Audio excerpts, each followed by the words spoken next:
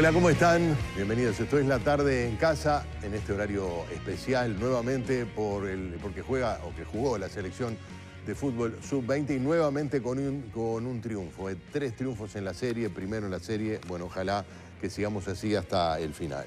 En las últimas semanas, varias organizaciones sociales y de derechos humanos reclamaron a la justicia que se concediera la prisión domiciliaria a Carol, una reclusa de 38 años que padece un cáncer en su fase terminal y estaba presa desde abril en la cárcel de mujeres por venta de drogas. En otro caso reciente, ocurrido el pasado 30 de abril, también se despertó la alerta por las condiciones de salud de las personas privadas de libertad cuando un interno del módulo 8 del Excomcar, con claras señales de padecer una patología cardíaca, falleció porque, según dijeron sus propios compañeros de celda, quienes además firmaron la muerte, no tuvo la atención médica sanitaria a tiempo. ¿Se soluciona esto con un hospital penitenciario? ¿Cómo estamos tratando a los presos que padecen graves patologías en el sistema carcelario? Esto es parte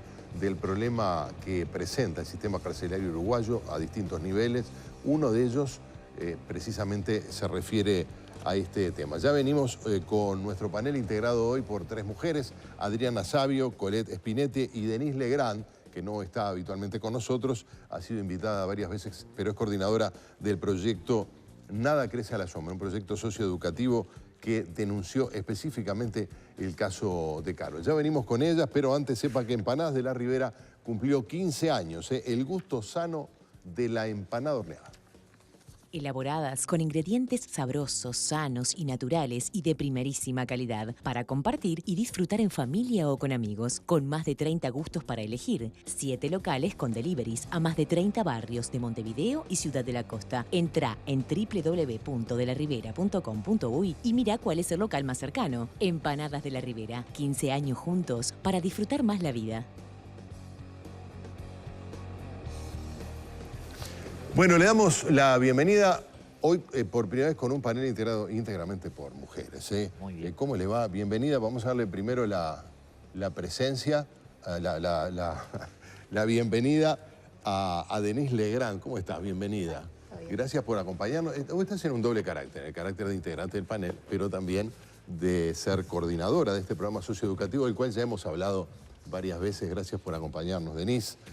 Colette Spinetti, bienvenida también. Muchas gracias. Gracias por estar nuevamente con nosotros, al igual que la psicóloga Adriana Savio. ¿Cómo estás, Adriana? Muchas gracias, muy bien, muchas gracias. Bueno, es un tema que amerita como todos los temas, pero este particularmente tiene un costado muy trágico, otro institucional y un trasfondo también legal, humano. Hay una mirada muy dura de buena parte de la opinión pública con respecto a los delincuentes en general, particularmente a lo que hacen o no hacen los que están recluidos. Y esto, a veces uno se encuentra con opiniones muy duras con respecto a lo que debe ocurrir en las cárceles. Pero bueno, ya lo hemos hablado en otras oportunidades, Denise. Ustedes fueron quienes denunciaron el caso de Carol. Sí, nosotros conocimos a Carol el primer día que llegamos a la cárcel de mujeres. Fue la primera mujer que se presentó, de hecho, en los talleres. Ella en ese momento nos dice: mientras pueda, voy a seguir viniendo. Ese mientras pueda, en ese momento no lo interpretamos porque, bueno, depende de muchas cosas. A los pocos días nos enteramos que ella tenía un cáncer terminal, ya un tumor bastante grande, invasivo en un seno, con una metástasis ósea y hepática y muchos dolores muy severos. Ella estaba ya con cuidados paliativos, con un tratamiento de morfina. Discúlpame, ¿cuándo fue eso? Eso fue el 23 de abril. Ahora hace muy poco. Hace muy poquito. Ella ingresó el 8 de abril. El 9 de abril ya la cárcel había remitido un informe a la justicia diciendo que claramente por su condición de salud no debería estar recluida en un centro de privación de libertad. Hubo varios esfuerzos del Instituto Nacional de Rehabilitación y lo que pasó particularmente a principios de mayo, ella estaba con un pico de dolor, nos pide que la acompañemos a la policlínica, uno de nuestros compañeros es médico, va con ella. Cuando llega, la enfermera la cruza y le dice: no, acá vos no te vamos a atender porque hiciste una publicación en Facebook. Perdón, la policlínica... De la cárcel. De la cárcel. De SAI-PPL de la cárcel, la parte de ACE dentro de la cárcel. ¿Y qué decía en la publicación de Facebook? La publicación ni siquiera era de ella, era de un familiar, había unas ratas y decía, una mujer privada de libertad con cáncer no puede estar en esta situación. Vamos a repasar todo este caso en particular, así nos ubicamos en el tema. Y venimos con el panel, vamos a ver el siguiente tape. En las últimas semanas, distintas organizaciones sociales y de derechos humanos reclamaban que se le concediera prisión domiciliaria a Carol, una reclusa de 38 años con cáncer terminal que estaba presa desde abril por venta de drogas. El caso de Carol se conoció públicamente hace unas 3 semanas, cuando se denunció que dentro del centro penitenciario, la reclusa pidió asistencia y esta le fue negada por parte de una enfermera, porque había hecho una publicación en Facebook. En estos días, se encontraba internada en el Hospital Pereira Rosell, con grilletes en sus tobillos que la lastimaban y le sumaban más sufrimiento al que ya viene padeciendo por su enfermedad. Finalmente, este martes, la jueza Rosana Ortega de Canelones resolvió otorgarle la prisión domiciliaria a Carol. Esta será nocturna y podrá salir durante el día por razones médicas sin requerir permiso judicial. Otro caso reciente también despertó la alerta sobre las condiciones de salud de las personas privadas de libertad. Un interno del módulo 8 del ex-CONCAR, con claras señales de ser portador de cardiopatías que requerían condiciones de residencia adecuadas, murió en su celda. Esa misma tarde había pedido ayuda porque se sentía mal. La muerte fue registrada con un celular por otros internos y circuló masivamente en las redes sociales. Los internos dijeron que la asistencia no fue adecuada y denunciaron muy malas condiciones de reclusión. ¿El hospital penitenciario sería la solución a la situación de la salud de los reclusos?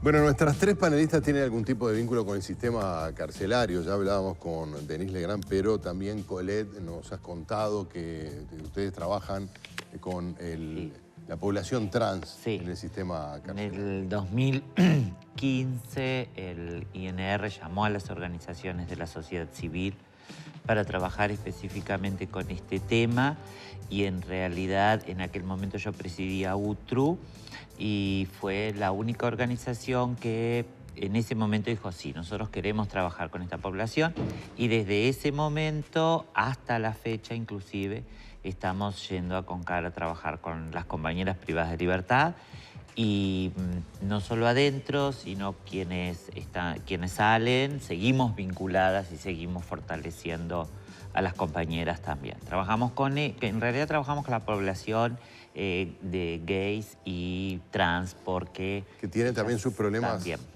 además de otros, problemas de atención de salud, patologías específicas. También. El tema salud en cárceles es un tema bastante difícil, ¿no? A ver, partamos de la base que la salud es un derecho humano.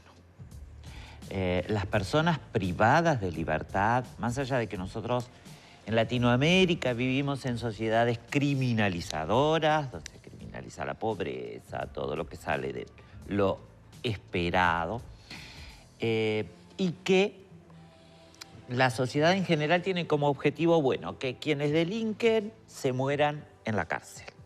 Se los meta en la cárcel, se los aleje de la sociedad y queden ahí. Entonces el tema del respeto de los derechos humanos es muy difícil. La salud es uno de ellos, por más esfuerzos que se han hecho, pero aún no está saldado ese tema y falta mucho por debatir sobre ese tema. Sí, porque además a la persona que no está privada de libertad se le puede exigir, en todo caso, si tiene los medios, responsabilidad sobre su atención de salud. Pero a la persona que está presa, si no se lo dan las autoridades sanitarias... Es obligación del Estado. Claro, es una obligación del Estado.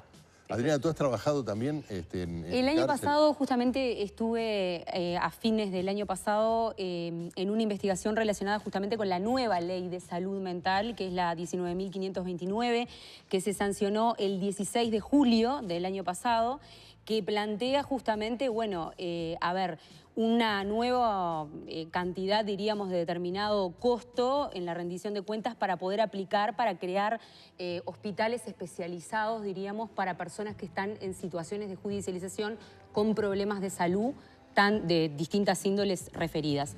Se analizaba también que el 59% de la población del Vilar de Bo al día de hoy son pacientes que son judicializados. Claro, sí.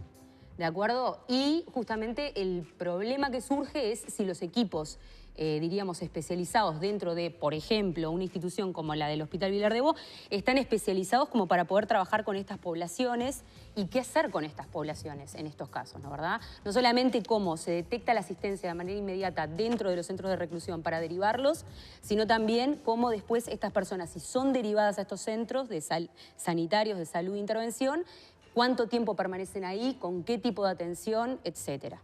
Por otra parte, también está el tema de, diríamos, los estudios relacionados con derechos humanos de junio del 2018, donde en realidad nosotros nos están marcando bastante comprometidos en tanto al destrato, entre comillas, para llamarlo de alguna manera, que se les otorga muchas veces a este tipo de poblaciones penitenciarias cuando están problematizadas y comprometidas a nivel de su salud, ¿no? Sí, porque ahí es lo que decía Nicole, y que en algún sentido tú también. Colette. Dice que no hay manera. Él me bautiza. No hay manera. Bueno, para la tarde en casa soy Nicole. Constante. Colette. No, una cosa es lo que pensemos sobre el sistema carcelario, cómo tiene que funcionar, si la pena tiene que ser larga, corta, cadena perpetua, lo que sea. Eso es un aspecto que tiene que ver con el sistema penal propiamente. Esto es otra cosa. Pero la no asistencia, claro, la no asistencia de salud no puede transformarse en un castigo que le da a la sociedad extra a este tipo de población. Está prohibido. Exacto. La Constitución lo prohíbe. Exactamente. Esto es un tema de atención de salud de un ser humano que está privado de su libertad. Exacto. Hay un problema de gestión evidente. Hay un problema de gestión evidente que quedó al descubierto en muchos casos, algunos que fueron muy públicos, como el caso de este hombre que muere de un infarto en el módulo 8, un caso en que se le niega la medicación de VIH a una persona, el caso de Carol, ni hablar. Hay distintos casos que han sido públicos y muchos casos que no son públicos, que suceden en el día a día, que los que transitamos los contextos de encierro lo vemos todo el tiempo. ¿Tiene que ver con los recursos? ¿Es una discusión sobre la atención, la dignidad? Y no, es de gestión, es claramente de gestión. No por nada quien era director de SAIPPL ya no lo es más. Las cosas no cambiaron, no alcanza con cambiar al titular de un organismo, sino se cambia la forma de pensar las cosas. Claramente detrás subyace un poco esta idea de que, bueno, ¿qué importa? Están presos, algo hicieron. Pero hay una cuestión muy importante que tenemos que entender todos, que esto se trata de una cuestión de salud pública, porque las enfermedades que están dentro de la cárcel son enfermedades que tienen una prevalencia altísima y que sale muy caro. Porque si nosotros no abordamos esas problemáticas de salud, no podemos siempre pensarlo en esta lógica de, bueno, queremos criminalizar aún más a las personas y castigarlas. Si no abordamos estos problemas de salud, les salen aún mucho más caro al Estado. Además las personas que, Colette decía eso también, las personas que hoy están adentro, uno se imagina que es como una cosa estable, los presos están presos siempre. Eso no existe. No. Y los que hoy están enfermos presos, mañana están en la calle sueltos, porque bueno, por las razones del expediente y de la justicia, con la misma enfermedad, puede ser infectocontagiosa u otro tipo de patología. Empíricamente todos vuelven, ¿no? Todos vuelven en algún momento a la calle y hay enfermedades que son muy riesgosas para la población, como es el caso de la tuberculosis, la hepatitis, el VIH. Imaginémonos qué pasaría si ingresara un sarampión, por ejemplo, dentro de una cárcel. Hay ciertas cuestiones de salud que no se contemplan, como por ejemplo la vacunación de la gripe en pacientes asmáticos severos. Eso, que todo el mundo tiene indicación. ¿No se vacunan si están privados de libertad? Las campañas de vacunación son muy bajas y hay unos números que son muy preocupantes, que ni siquiera están discriminados quiénes son funcionarios y quiénes son personas privadas de libertad. Los índices de vacunación dentro de las cárceles son muy, muy bajos. Eso que decías, el caso ese de un paciente con VIH que se le negó la medicación, hasta donde sabemos es una medicación que hay que tomar todos los días ininterrumpidamente. ¿Se le negó un día? No, él tiene un contacto de riesgo. Luego de tener el contacto de riesgo, se entera que la mujer con la que había tenido un contacto vive con VIH, va al centro de salud, él sabía que había un tratamiento para esto, post-exposición, lo solicita y se le dice, no, acá no hay, no sé qué. Él hace una denuncia, se enteran otros organismos, nos enteramos nosotros, se entera también el Departamento de Género del Instituto Nacional de Rehabilitación, que trabaja súper bien, y ahí se genera una contingencia para eso. Uruguay adhiere a protocolos nacionales e internacionales que dice que el tratamiento post-exposición son 72 horas. Se le consulta a un médico a quien presenta como infectólogo y él dice no, porque ya pasaron 12 horas y además, bueno, hay que ver, porque una cosa es un contacto accidental de trabajo y otro es un contacto sexual. Cargar de moral, esto no tiene absolutamente nada que ver. Finalmente a las 60 horas se le dio la medicación se le dio la medicación, siendo que cada hora cuenta. Claro. Tenemos que esperar un tiempo para verificar si esa persona efectivamente no vive con VIH hoy en día. Vamos a seguir hablando de este tema. Por cierto, tenemos también los aportes de ustedes a través de las distintas vías de comunicación. Antes de la pausa, Helpline ofrece el teléfono ideal para los adultos mayores o personas que viven solas. Con forma de reloj pulsera, los afiliados a Helpline lo pueden usar en la muñeca. Tiene un solo botón para llamar y pedir ayuda, sin prenderlo ni apagarlo. Presione el botón e inmediatamente escuchará la voz de nuestras operadoras. Además es impermeable, lo que significa que lo puede usar dentro de la ducha. Helpline, siempre junto a usted, al alcance de un botón.